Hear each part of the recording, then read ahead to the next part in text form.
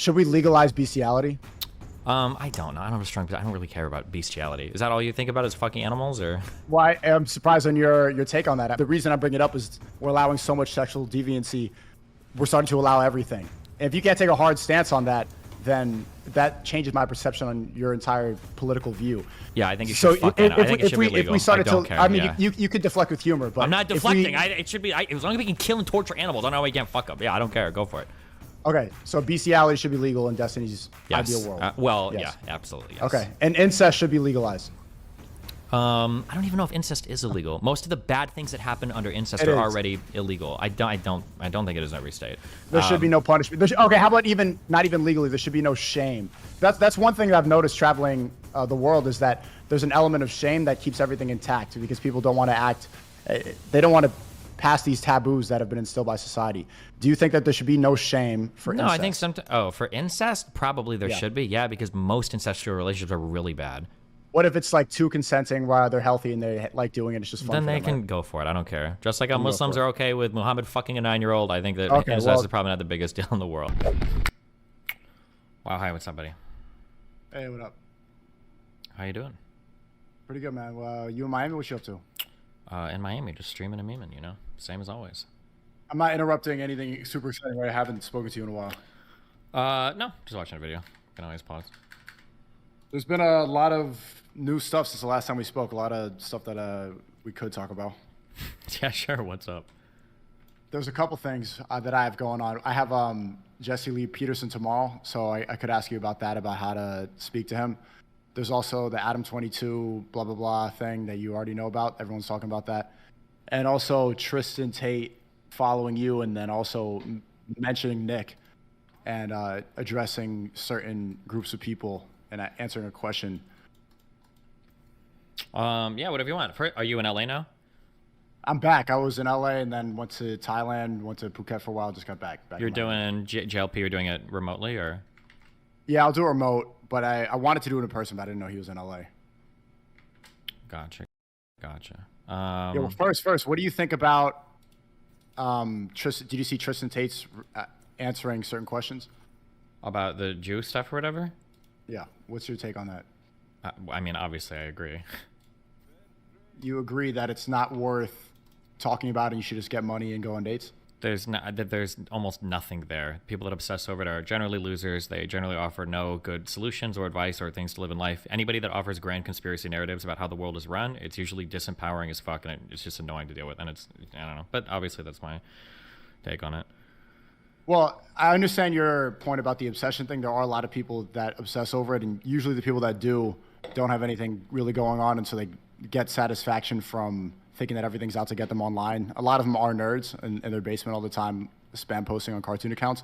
But don't you think that I'm wondering what you think. Do you think it's important to talk about, if you're talking about the Matrix and controlling mechanisms, aren't those questions worth investigating? No. No, not at all. I think there's a lot of important things to talk about in life. I think that the issues and problems that exist in life are usually, you need a pretty sophisticated explanation of them.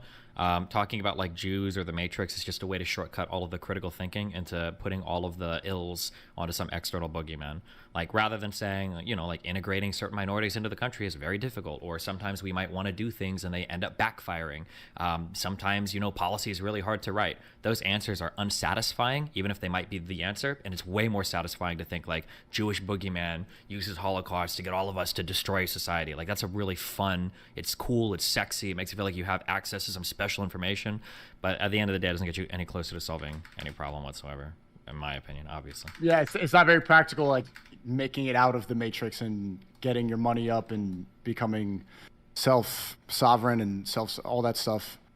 Sure. But I don't want to talk. The problem, I guess, like real quick on this, there's like two ways to view like the Matrix. So in one way, there's like the direction that like you, Fresh and Fit, Ryan Dawson, I guess are all in this direction, and then I think Tristan Tate is in another direction.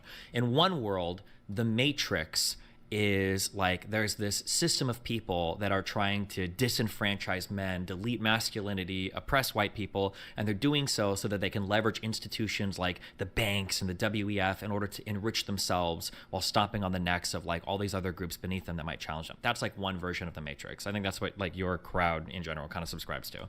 I think that the version of the Matrix that the Tates, or at least Tristan, would talk about is Tristan would say the Matrix are companies telling you to buy a product because it'll make you feel good. It's women telling you to be soft because that's what they want, even though they don't. And it's a thing that is leading to disempower people because instead of telling you the things you need to hear that aren't profitable, it's just products being sold to you by companies and feel-good slogans being given to you by people that don't know what it means to be masculine or be a man, et cetera, et cetera. That's like the quote-unquote the Matrix, I think, that like Tristan is talking about. So there's a huge. It seems like you've lightened up to his point of view quite a bit, maybe because I've seen a couple of your interactions on Twitter, and it seems like you're even starting to agree with them a lot more. I'm wondering if you have shifted your perspective on the trafficking thing, or it's also interesting to me that he ended up following you after you for months on end said that he's a human trafficker and needs to go to jail.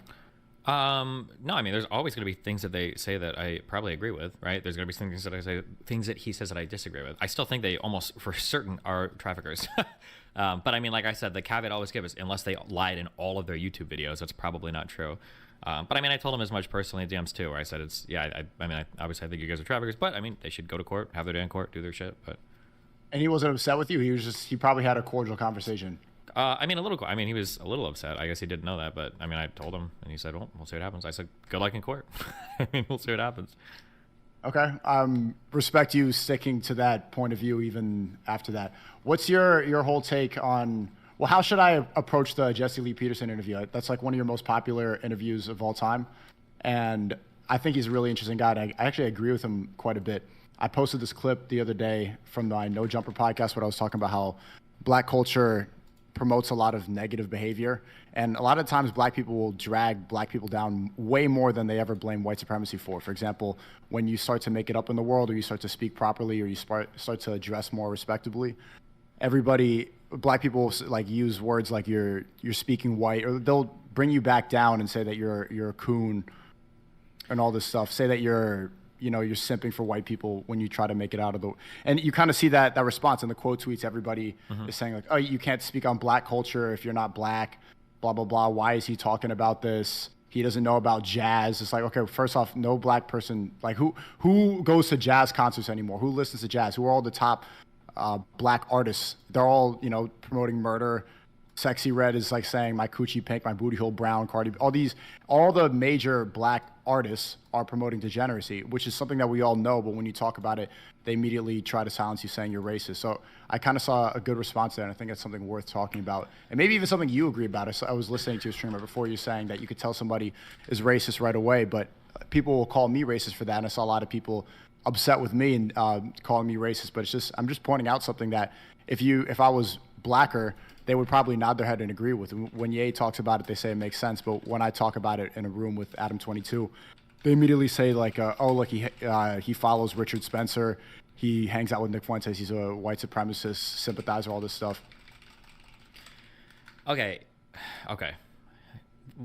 When I say this, I'm not here to pass judgment one way or another, but when people have these conversations, there's just some things I would like them to be aware of, okay? For a long time, I would agree that to some extent, rap is degenerate, right? Especially when we talk about early gangster rap, especially when we talk about sad boy, fucking Xanax rap, all these rappers that die of fucking drug ODs and all this shit. Like, there is an element to, you can even say there's an element to black culture that's degenerate, okay? That's probably true, right? There you go. Right. Sure. We agree on that. Sure. Wait. Okay, yeah, but here's the issue, and this is what I wish when people have these conversations, these are things they need to keep in mind, okay? One, the entertainment that you create is a reflection of the culture that you're in, right? It wouldn't make, like, there is no Ashkenazi Jew that makes a song called, like, fuck the police. It doesn't make any sense. Like, why would you feel that way about the police if you're right? Well, unless you're talking about the Gestapo, right? So that's one thing. Keep in mind that the art and the media that you create, it's going to be a reflection of the environment that you're in. Now, if we look at the history of African Americans in the United States, the environment that they've been in for a long time has been, on one level, legally and institutionally fucked, right? Or legally fucked, right? They were slaves, okay? Past that, it was institutionally fucked. Jim Crow, redlining. I understand that. Right? Yeah. But then why is it that whenever a rapper starts to get out of that, even Wait, years after hold on, wait, real quick. I'll let you answer or ask her. I just want to explain this real quick, okay? Right? That for all these times, black people's culture in the United States, because of things that have been outside of their control, they've been relegated to really shit environments. And as a result of that, the media they've made has been some kind of reflection of that. Then there's also this kind of uncomfortable thing where we're very critical of black media is garbage. Black media is horrible. It's bringing down the black community. But then there's this uncomfortable trend of like, black people will create something that's disgusting. The blues and jazz, these bastardizations of European music, and then eventually white people are like, you know, it was gross and we shouldn't for it, but actually it's kind of cool. We're gonna take it, right? Blues, jazz came a lot of it from black players and fusion of their culture into European style music. They made something new and creative. We thought it was horrible, and then Elvis Presley comes out and does rock and roll. It's awesome. You go to jazz institutions today, it's all white people playing. It's awesome, right? And then something similar is kind of happening with rap. Rap is gross, rap is disgusting, but if you go to any rap concert, fucking 90% of the audience are white people. So while we're simultaneously criticizing the culture and saying it's disgusting, we're the main consumers of it. When I say we, I mean we as white people. So I'm just saying that collectively, when you take all of that account, I can see black people looking to be like, okay, fuck you. You're saying that our media is crap and we're fucking ourselves. That might be true to some extent, but it doesn't keep you from consuming it. You love buying it. You're our main consumers. And eventually you come by and you steal it, and you don't have any of those same criticisms because there's not the same expectation for you as a white person to uplift your culture. Whereas every single rap artist that becomes famous is expected to be some representative, some Malcolm X, some MLK that's supposed to uplift all those people, when they might just want to make media that reflects their environment and they just want to make money like any white person would. But there's a whole new set of, I'm not arguing that. Of course, we all know that white kids love to consume the stuff. Sure. Yeah. Just the aesthetic is the aesthetic is sexy. There's murder, all this stuff, the twerking, all that stuff. Like obviously that's attractive. That's why they keep making it. But the bigger argument is why, even when they're out of that lifestyle, like yes, okay, systematic oppression. They're from the hood, all this stuff, redlining, blah blah blah. We're victims.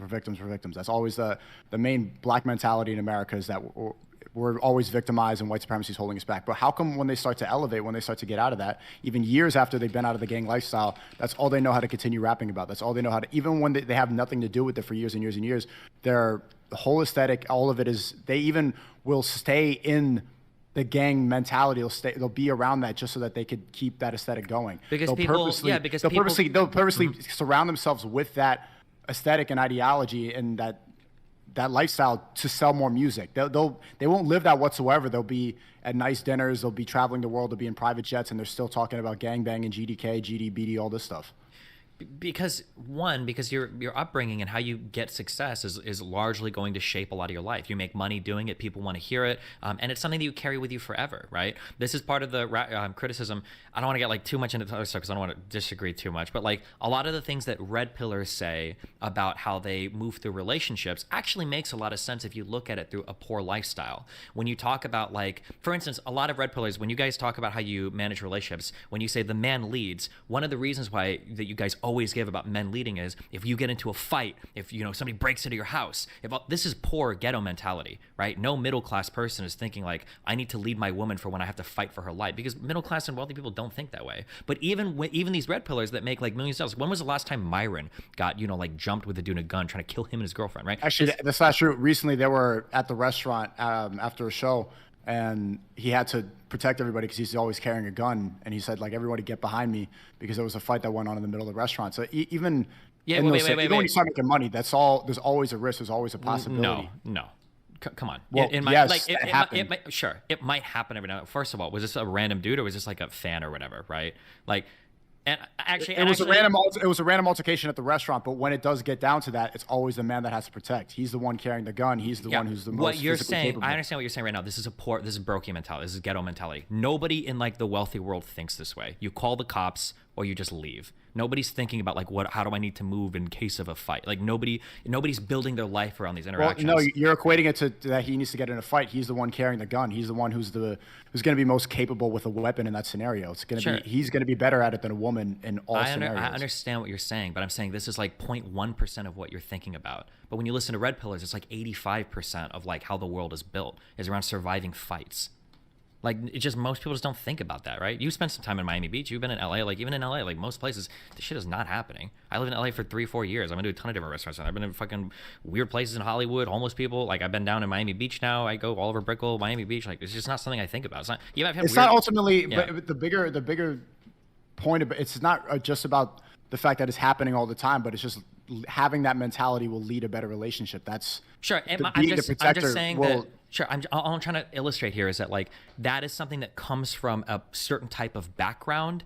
And it's carried through. Like Myron, and maybe I guess even you, I don't even know, are going to carry this mentality with you for 10, 20, 30 years. But what I'm telling you is that other wealthy people are going to look at you like you're crazy. That'll never change. When you start saying things like, oh yeah, like if you're at a table talking to some wealthy folks that come from wealthy families, and you're like, I need to lead in the relationship. They're like, oh, well, why is that, SNEAKO? And I was like, what if somebody breaks in here and a fight breaks out? Like everybody's going to look at you like you're crazy. that's not the reason that I'm going to give in that scenario. It's because my woman is going to feel more safe and secure, and she's going to be able to be in her feminine more if I'm the one protecting and leading and I'm the masculine one. And there's a lot, that's like just the most physical and the best example of it, like when a fight breaks out, but that's obviously not going to happen that much. The relationship's better when the masculine man is leading and the woman can be feminine. A woman can't properly be feminine if she's not in a safe environment and she doesn't feel secure. That's ultimately the reason for it. Okay. That was just one example, but what else do you want to talk about? The last one was, what do you think about this whole Adam 22 thing? He's, what I've been messaging him back and forth for a lot of time, and you know, people are making memes about. I saw a collage of like the four of us, like the Cut Coalition. I think it's funny. And Adam, I like the fact that he seems really happy with his daughter. He was traveling around Europe. He just got married. He was on his honeymoon. I see him like pushing his daughter in the swing. And then I go on his podcast and he's like, yeah, I just let my wife do a BBC porn. And I'm wondering because in my opinion, I like the guy, I really do. But you know, he has all these Satanist stuff in his office. He has like the Antichrist tatted on his face. He says he's an atheist, but atheists always tend to embrace Satanism to some extent. I don't know about you. That's a bigger thing that we could talk about. But he seems to be coping now on Twitter. He seems to kind of be justifying it. And he's like saying that I like this and it turned me on and all this stuff. But he's also like feeding into the trolls and it clearly bothered by it to some extent. I'm wondering what you think about it. I don't think he's bothered by it. I think he's bothered by how much other people are bothered by it. Which is still bothered by it. Well, no. It's bothered by other people being bothered by it, right? Like, when somebody calls me racist, that upsets me. It doesn't upset me because I'm racist. It's upset because they think I'm racist, right? There's a difference there, right? Okay, so you don't think that he cares at all? I mean, they had a large conversation about it. If he didn't want her to do it, he could have just told her not to do it, no? I don't even, it's the whole thing doesn't make sense. It's like if you're going to do it for money just so that you could sell some OnlyFans stuff, the guy's a multi-millionaire. You don't need to do this for money. It seems weird that he did that like a couple weeks after his marriage. If you say multi-millionaire, I could be wrong. I doubt he's worth more than $10 million. Unless whatever, but there's no reason, like the thing like, oh, I'm just doing it for money is also cope because you don't need to do that for money. That's the last thing. Well, but it could be a fuck ton of money. This might be like, this is probably going to be the best OnlyFans. Okay, but what is he gonna buy? Like, if he say he has an $8 million net worth, what could he doesn't? That's not gonna give him a lifestyle upgrade whatsoever by having his wife do BBC porn. What was your read on it? If it 2 or 3x's her income, it could. I mean, it could change. Okay, but right? Yeah, what was your read about speaking to him about that? What I saw is like he seemed like it was making him uncomfortable, and I see it like in a couple months he's going to start regretting this and continue to try to justify it or go deeper down the porn rabbit hole. And also another moment that I had on the podcast was like what are you going to do about your daughter seeing all this stuff? Because I like the fact that he's become a father and he seems like he's maturing, and he even said that having a daughter was way more fulfilling than the hundreds and hundreds of women that he slept with. And I'm like, that's good. He seems like he's on the right path. And then he does this.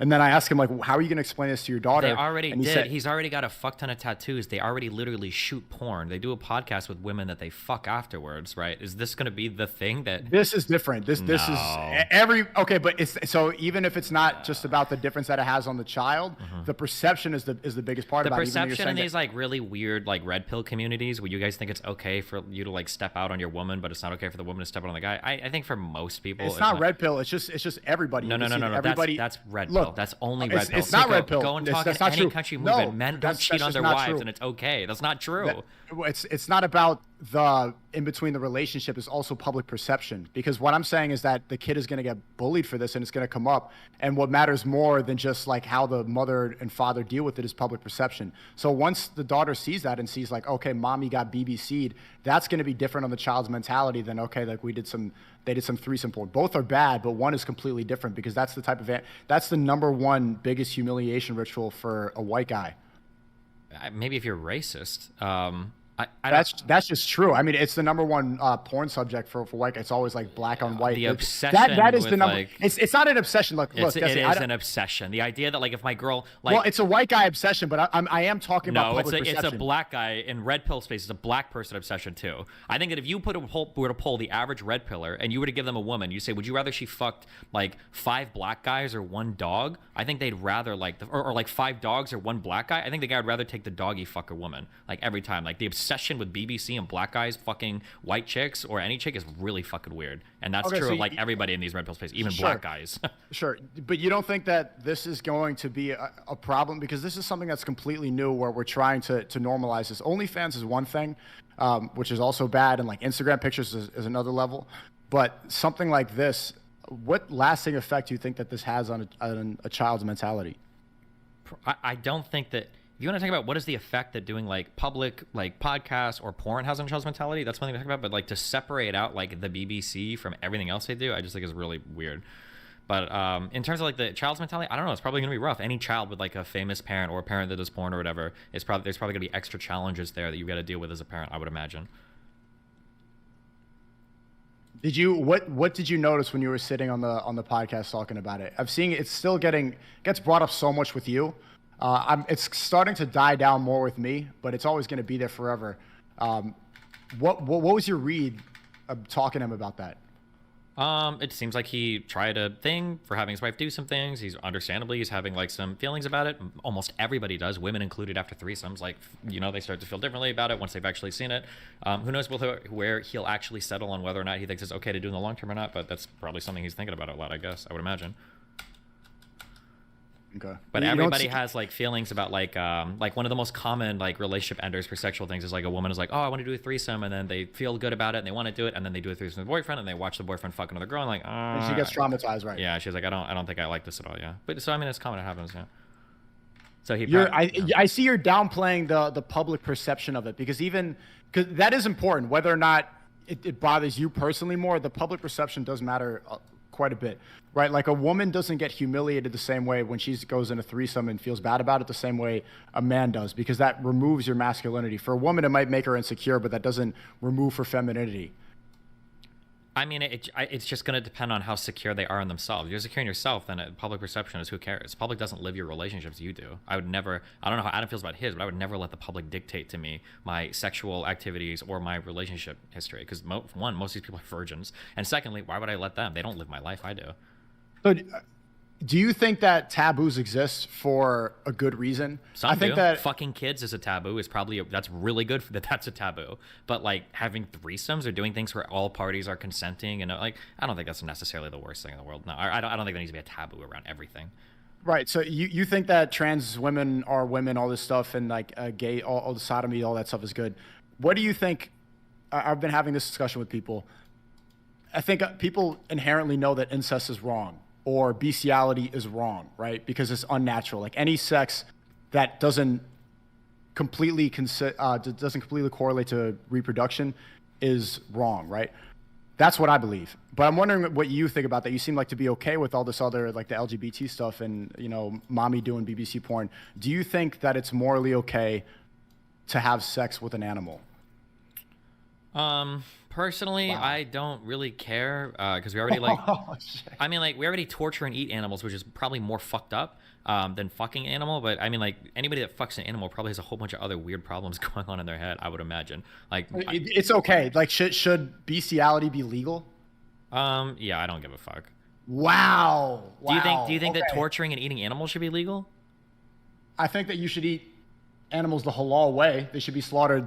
In Islam, we believe that you should only eat animals that are slaughtered the proper way. Where I'm not talking about slaughtered. I'm talking about like hooking cows up to hormones and drinking milk or pumping things into things to make them beefier. That's not okay. That's haram. Okay, so you eat all factory farm shit and all that stuff? I'm eating halal meat now, yeah. Okay. Oh, that's fine. Yeah, well, at least that's the proper way to eat it, because you need to add some moral to that. You think bestiality is okay, right? Okay, do you think that incest is morally okay? The main problem with incest is usually intrafamily dynamics are introducing a whole bunch of bad power stuff that makes it not healthy to pursue. So like older sibling, younger sibling is probably always going to be unhealthy. Parent-child is almost always going to be unhealthy. The issue with incest is that the internal family dynamics make it really hard for anybody to consent to any type of sexual relationship. But what if we equate your same thing? Like, what if you don't? Because you're saying it doesn't matter about public perception. So if they're both adults, a son and a mother. If you've got like two fucking twin brothers that are like 27 and they want to fucking college, then knock them out. I don't care. Go for it. Wow. Yeah, this is what I'm talking about. Like, this is when I think atheists don't see that there's a soul involved, and committing these deviant acts starts to remove your soul from your existence. And when you start thinking that everything's okay, just because like you can justify it in a debate or something, there's some things that are just inherently wrong because deep down we know it. I think a lot of people even know this stuff without religion, but these are just wrong without debate, without discussion. Sure. And I mean, think like, stuff I like this, you understand- could just point blank period say this is wrong. Yeah, and I understand you think that, but the problem is at the end of the day, you're not even relying on your actual intuitions. You're going by the weird religious ones. At the very No, least, that's like, not even before Sure, my no. reversion to Islam. I would tell you the same thing. That's like, fine. I On was an my- atheist. Like I was a Reddit Yeah. atheist too, and I would have said the same thing. Like, no, bestiality is wrong, and like why it just is. There's Gotcha. some things that Sure. just and are that's wrong. great. That's fine. I would rather use moral intuitions and reasoning to try to avoid harm for people, right? Like you can sit here and be like, oh my God, you feel this way about bestiality and incest and blah, blah, blah. But I think that the way that your movement views women is fucking disgusting. Like it's worse than any amount of doggy fucking or mother-son when they're both 30 or 40 years old fucking could ever be, the way that you guys view and treat women. So, but I mean, like you have like your feelings for that and you think it's all internally justified and the souls have men over women, blah, blah. Well, that's Do you fine. see how I mean, you that's just your thing. equated men leading Stop, in a stop, relationship, a I red didn't- pill I relationship to didn't- bestiality? Hold on. I'm not equating any. What do you think equating means? You're comparing it, and you're saying that it's equal and that one thing is worth. What do you think comparing means? Do you think comparing means equating? Why would you compare two things that are equal? Fine, maybe that wasn't the perfect word, but it's insane to me. It's not the perfect Oh my word. God. You're pivoting. No. The problem is you can't engage with what I'm You saying. pivoted from bestiality No, to red pill I didn't relationships. pivot. I showed you that you feel incredibly comfortable in your moral reasoning because of souls or intuition or whatever. And what I'm saying is I have other moral reasoning that takes that has a huge problem with some things you say about like women. You're sitting here focused on questions that don't really matter. Incest and fucking Bestiality animals. doesn't matter? No. How many people are fucking animals in the world? No, that doesn't really matter. But things like how we treat women, how It's we not- set it's up not about- relationships, it's not how many those things people are do it. way more. No, it is about how many people No, do it. it's That's not. way more important. You know, Yeah. it's about the mindset of accepting that and accepting all types of sexual deviance. That's the biggest thing, where we start to accept everything, and then the floodgates open, and then society crumbles. Sure, and I if think if you think it's okay Uh-huh. to have sex with the dog, then everything starts to crumble after that. It's not. You shouldn't even have to bring up statistics. Like if people start to believe that things like this are okay, everything falls apart. And it's funny because the thing that has led us into the first world hasn't been the reduction of incest and bestiality. It's been treating women like people. That's been the thing that's moved us into this world. So the ways that we view women and the ways that they move in society have been far more instrumental in getting us to where we are now than strong stances on incest and bestiality, which are niche issues that very few people actually care about. No, the difference is we used to believe that men and women had different roles, that women were supposed to be at home raising the children. And now you're saying that treating women like people is treating them exactly the same as men, and that it doesn't matter who protects and provides, a woman can protect, because like how many scenarios are that going to happen? But ultimately we are different by design. God created us differently. If a woman wants to avoid harm, what's like the number one thing she should do? She should find a man who's going to be able to protect her. Wrong. If a woman wants to avoid harm, she should be a lesbian, because the most likely person that's ever going to hurt you as a woman all right. is your significant other. So you're defeated by the very thing you're saying. When you say men exist to protect women from who? Not from other women, it's from other men. So even your point doesn't make sense, right? It's not about treating women and men as equal. It's about granting them the same autonomy and letting them make the choices in society that are the healthiest for them, that they want to do the most. And when you leave these options up to women, then they start working more, they do other things, and your society gets better. Look at every single industrialized country in the world. One of the hallmarks of success is usually women getting to vote, women having access to reproductive control, and women working jobs. It's like the best thing for your economy. Okay. If you think that, but I mean, it's not that I think it. It's just that's like the reality of the world. Every single successful country you're in, one of your biggest markers for economic development is whether or not women are working and have access to reproductive control, or are they just like slaves that are baby makers. We're seeing all these countries that allow all this stuff and believe in all this feminist lie, we're seeing them all crumble in real time, and we're seeing them burn in the past couple of years. France is crumbling right now, one of the wokest countries in the world. 3 years ago, we saw all of America burn, cities burn because of all the BLM. Yeah, so look, wait. Countries where there's Sharia law, yeah. countries where there's Sharia law, and we say like, okay, not everything is up to the individual person based on whether they want to do it. There's some things that should be taboo, and we should not be allowed to do because it's better for everybody else. It's better because of basic morality. Those countries end up surviving. Those countries end up surviving. Where did countries with the top 3 lowest crime rates are all Middle Eastern countries. That's all great. Muslim countries. And who invented the microprocessor? Who gave us YouTube and Facebook? Who landed on the moon? Who runs the world economy and world trade? Who dictates policy to every other free nation on the planet? Who donates more to, like, it's not countries with Sharia law.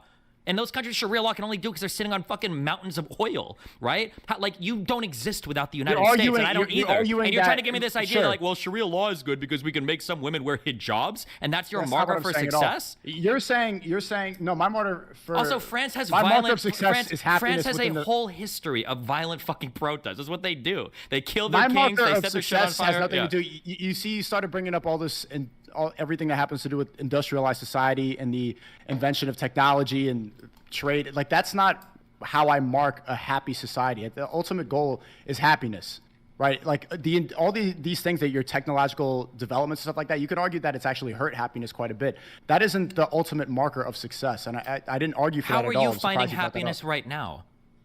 You're getting on airplanes manufactured by Western technology, on your cell phone blogging, probably made by Apple or Google, it's uploading into social media networks that are ran by microprocessors, probably in an Amazon warehouse. Every single part of your life that you're enjoying right now, the women you can reach out to, the adventures you're having, all the learning that you're doing, this conversation you're having right now is built off of Western technology, not Sharia law. I use the technology that's here, but ultimately what makes me happy is my connection with God, is my relationships with people, is my relationships with my family. Then go do ayahuasca in fucking Brazil and go crawl into the jungle for 7 years and do that. That's some ayahuasca, is that all that demonic like now hippie to you? stuff. Okay. That's the incest bestiality argument that you're making for. That's not what makes me happy. Those things obviously are fun and they give me access to people and I'm taking advantage of the industrialized society, but that's not what makes people happiest. It's its connection with the higher power.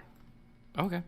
I mean, that is one aspect, but I mean, like, loving God while you're starving or you don't have a computer can kind of suck in some countries. I think that all of the things that modern technology affords us, I think is really fucking cool. I think that, and not just cool in like a I'm browsing TikTok all day kind of way, but cool in that like if I'm on an episode of like Fresh and Fit with You, like that can only happen in the United States, right? You're some like Haitian immigrant. I'm like half Cuban. Myron is who the fuck knows where. Like all these different people are brought together by all the traveling, all the technologies, all the thing in the country that makes that possible. It's only happening in the United States, right? Even in Dubai, where all that shit is happening now, it's people from the U.S. going there. Like, should we legalize bestiality?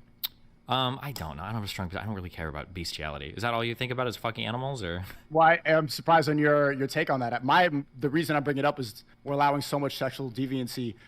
We're starting to allow everything. And if you can't take a hard stance on that, then that changes my perception on your entire political view. Yeah, I think you should fucking. I think it should be legal. If we started I don't care. I mean, you could deflect with humor, but I'm not deflecting. It should be. As long as we can kill and torture animals, I don't know why we can't fuck them. Yeah, I don't care. Go for it. Okay, so bestiality should be legal in Destiny's ideal world. Yeah, absolutely. Yes. Okay, and incest should be legalized. I don't even know if incest is illegal. Most of the bad things that happen under incest are already illegal. I don't think it is in every state. There should be no punishment. Okay, how about not even legally? There should be no shame. That's one thing that I've noticed traveling the world is that there's an element of shame that keeps everything intact because people don't want to act. They don't want to pass these taboos that have been instilled by society. Do you think that there should be no shame for incest? No, I think for incest, probably there should be. Yeah, because most incestual relationships are really bad. What if it's like two consenting while they're healthy and they like doing it? It's just fun. Then they can go for it. I don't care. Just like how Muslims are okay with Muhammad fucking a 9-year-old, I think that incest is probably not the biggest deal in the world. If it's like two twin brothers in college fucking each other, they can go have fun with it. You see how you justify some sort of sexual deviance and you equate it to consensual marriage. I'm not thinking of like sexual deviance in some spiritual plane. Usually what I'm thinking about is like what is causing harm to society, what's minimizing harm to society, and what's maximizing their autonomy for their people. People should be allowed to make these choices and choose these things to do, make them happy as long as they're not hurting other people. I think that's generally how I view things. But if you're on some Sharia mindset or whatever right now, I can understand why you would want to make some forms of masturbation or incest or whatever illegal. Okay. All right. Okay. Peace. What's your next thing you're doing? Is it the JLP thing? That's tomorrow, and then yeah, I have some videos to work on now. I've been working on my. Have you seen my new videos that I posted? Because you're like, oh, the old SNEAKO is so much better. Blah blah blah. I made this video called "How I Learned to Love the Unabomber" and this video called "Rat Race." I felt like I tried to watch it and I saw Jewish shit popping up and I was like, there wasn't any Jewish shit in there. Okay, maybe there was. I don't know. No. How I Learned to Love the Unabomber is a good one. That's a good one. And okay. I mentioned you in it. Gotcha. All right, I'll check it out. Okay. You're not gonna check it out. Bye. No, I will. Bye. Be careful. All right, cool.